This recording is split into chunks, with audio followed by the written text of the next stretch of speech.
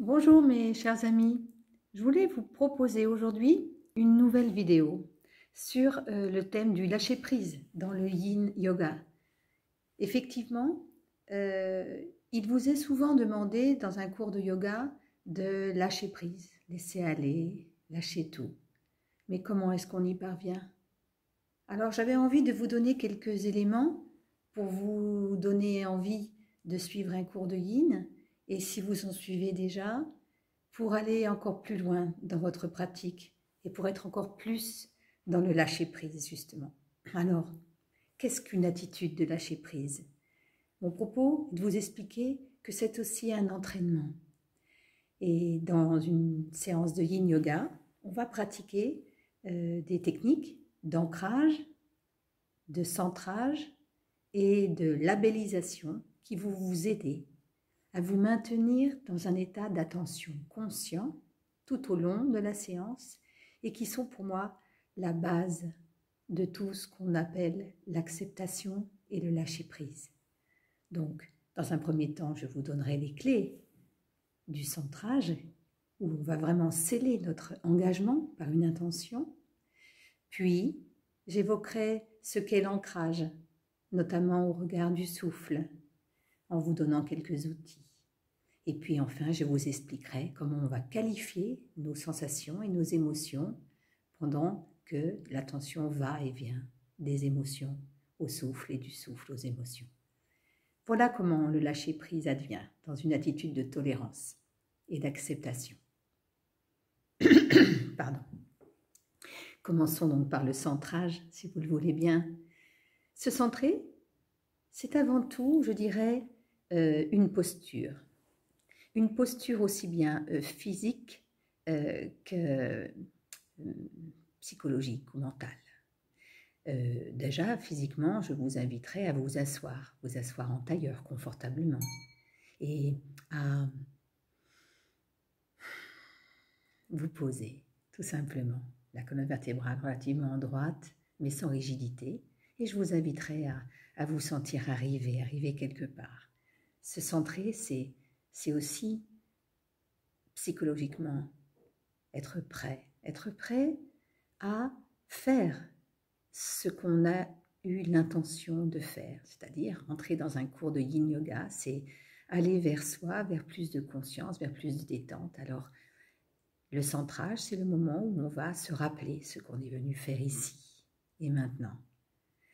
Vous pourrez réciter quelques mots ou une phrase, une prière inspirante pour commencer, pour vous rappeler les valeurs essentielles du Yin Yoga, qui sont pour moi ne jamais abandonner nos intentions au premier signe de doute ou de difficulté ou de distraction. Si vous n'avez pas trouvé votre intention, votre phrase, je peux vous en suggérer, bien entendu. Ainsi, je pourrais être amenée à vous dire je fais le vœu ici et maintenant d'ouvrir ma conscience pour le bénéfice de tous. J'apprécie cette valeur incommensurable, quelles que soient les circonstances. Et en fait, c'est la phrase la plus importante à mes yeux, quelles que soient les circonstances et les conditions. Pourquoi? Parce que ça annule toutes les excuses, toutes les bonnes ou mauvaises excuses qu'on se donne, les plaintes, les distractions, en se disant oui, mais enfin, vu les circonstances. Mais oui, mais non. Non, parce qu'on va peut-être avoir à faire face à des situations difficiles, ou même peut-être extrêmement difficiles, dramatiques même, dans notre vie personnelle. Mais on peut aussi les inviter dans notre expérience, ici et maintenant, plutôt que de les nier ou de chercher à les évacuer. On se centre donc dans une intention puissante, authentique et sincère. C'est le préalable à l'ancrage. Donc j'y viens. L'ancrage, c'est le cœur de la séance de Yin Yoga. C'est le but de cette concentration, quelle que soit la posture. C'est d'arriver à être relaxé et pleinement vigilant en même temps. Donc l'ancrage est caractérisé par une véritable présence, mais extrêmement détendue, mais pleinement conscient. D'accord? Je vais vous solliciter à vous ancrer dans chaque posture de yin, à vous ancrer par l'attention portée à votre souffle. Alors, l'attention qu'on porte au souffle ici n'est pas du pranayama. Le pranayama, je l'ai expliqué dans une autre vidéo, et ce sont des exercices qui visent à contrôler le souffle. Ici, en classe de Yin Yoga, pendant l'ancrage, je vous inviterai plutôt à observer votre souffle d'une manière naturelle, comme il vient. Et je vous demanderai d'être attentif à ce qui vous arrive, à ce qui se passe en vous quand vous respirez naturellement, en observant chaque cycle de votre respiration, dans le but de vous relaxer de vos pensées incessantes et de vos habitudes de toujours commenter ou critiquer ce que vous avez fait ou ce que vous n'avez pas fait, ou ce que vous auriez dû faire, ou ce que vous pensez faire dans l'avenir. Quand on se rend compte, des fois, pendant une séance de yin et pendant une posture, on se rend compte qu'on croyait être très très absorbé dans l'observation du souffle, et puis qu'en fait, on est parti quelque part, on ne sait même pas où, on est parti dans, je ne sais pas, une manière un peu compulsive de commenter ce qui nous arrive, et on s'aperçoit qu'on n'est plus du tout en contact avec le présent, n'est-ce pas? Et on est parti dans un espace-temps qui n'existe pas, qui n'existe plus ou qui n'a même jamais existé et qui n'existera peut-être pas. Et cette pratique de pleine conscience nous permet de nous rendre compte que ces mécanismes, d'abord on en est tous plus ou moins victimes, parce que ce sont des mécanismes inconscients qui, si on ne les identifie pas, se répètent bien malgré nous. Alors avec l'entraînement et avec un regard bienveillant sur cette manière que notre cerveau a de faire toujours beaucoup de bruit, avec l'entraînement, on va devenir conscient que ça va moins se répéter et qu'on va être de moins en moins distrait. Alors, vous allez me dire concrètement comment on fait. Alors, je vous donne quelques clés, mais pas toutes, parce que j'aimerais aussi que vous en fassiez l'expérience pendant une classe. Par exemple, je pourrais vous demander de compter vos cycles de respiration, tout simplement. Inspirer, ça ferait 1. Expirer, ça serait 2. Inspirez encore 3. Expirez encore 4, ainsi de suite jusqu'à 10. Et si vous vous rendez compte qu'entre 1 et 10, vous avez déjà perdu le fil et que vous êtes en train de penser à quelque chose et que vous êtes parti, vous reviendrez à 1, et ainsi de suite, jusqu'à temps que vous n'ayez plus besoin de compter, vous serez juste présent à votre cycle de respiration.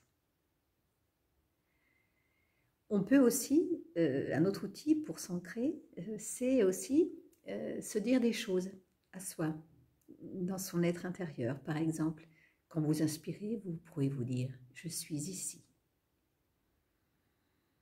Et dans votre expiration, je laisse aller toute résistance. Et encore une fois, je suis ici. Je laisse aller toute résistance. Déjà, rien que de vous le dire, ça vous apaise, évidemment. Et ça vous ancre dans votre souffle et dans votre présence. Et vous le ferez jusqu'à temps que vous n'ayez plus besoin de vous parler ainsi en vous-même et que seul le souffle compte. Bien. Le dernier point, la labellisation. Voilà, qu'est-ce que c'est que labelliser? C'est, plus la séance va avancer, c'est une invitation à qualifier, à nommer vos manifestations autant physiques qu'émotionnelles quand elles viennent et vont dans le champ de votre conscience. Et bien sûr, toujours en revenant à son souffle.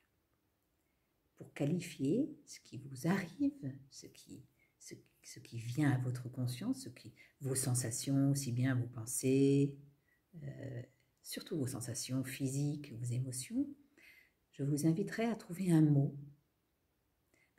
qui à lui-même résume l'ensemble de la pensée ou de la sensation. J'appelle ça un mot valise. Alors par exemple, vous pourrez dire, je sais que c'est pas très facile au début, on s'entraîne pour ça, hein, mais vous sentir soudain inquiète, planifiant, ennuyé, douloureux, distrait. Ou sur un plan purement physique peut-être, chaud, froid, des fourmis, ça tire, ça fait mal, c'est vibrant, ça fourmille. Sans poser un regard critique sur vous-même, on est bien d'accord, sans jugement, hein? Toujours un regard très bienveillant, juste qualifier la sensation ou l'émotion. Rien que de chuchoter ce mot valise dans votre fort intérieur, ça va vous amener à vous rendre compte que vous n'êtes plus dans votre souffle et ça va vous y ramener immédiatement. Voilà. Pour conclure, je dirais que ces techniques d'ancrage et de labellisation, après un bon centrage, visent à vous maintenir dans un état de conscience et d'attention très vivante. C'est pour moi la principale caractéristique du lâcher-prise. Parce que dans cette technique, on va dire, de pleine conscience, qui s'approche très, très près de la méditation de pleine conscience, mais pendant ce temps, on fait aussi des postures, des mouvements, on va suspendre temporairement notre propension à toujours commenter, critiquer, voire censurer ce qu'on pense de soi ou de ce qu'on a fait, ou de ce que les autres nous ont fait. Et vous allez vraiment comprendre ce que être conscient veut dire. Dans la littérature, on en parle beaucoup, mais c'est pas toujours bien facile de le faire juste en lisant ou en écoutant une vidéo. Je pense qu'il faut aussi l'expérimenter dans sa chair, je le dis très souvent. Lâcher prise, pour moi, ça veut dire aussi dire oui. Oui à tout ce qui vient et qui va dans le champ de la conscience. Toutes les choses. Il n'y a rien à rejeter, ni à attendre, ni qu'à observer et être le témoin de ce qui est vivant en nous. Voilà. Et d'accorder aussi. Dire oui, oui, ça veut dire j'accorde le droit à tout ce qui va et vient dans le champ de ma conscience, à justement aller et venir et repartir et revenir à son rythme. Et vous allez faire alors l'expérience de l'acceptation et du lâcher-prise en toute impartialité. Voilà, en tout cas, c'est ce que je vous souhaite et on se voit bientôt dans une prochaine séance pour le vivre en réalité. À bientôt!